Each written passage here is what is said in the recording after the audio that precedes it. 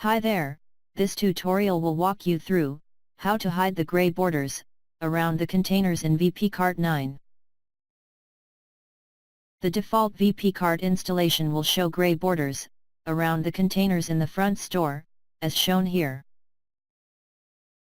We can hide the gray outer borders with few clicks from Design Manager.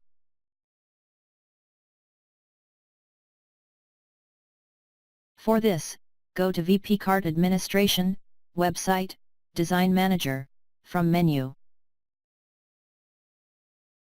Click Custom tab and select Section Content, and Subsection, Global Widget from the drop-down items.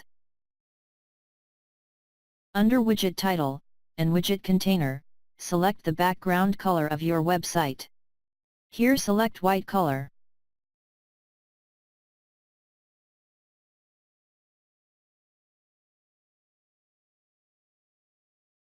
Click Save, and then click OK button.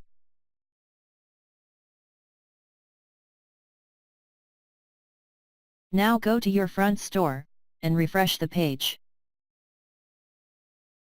As you can see, the outer gray borders are hidden on your website now.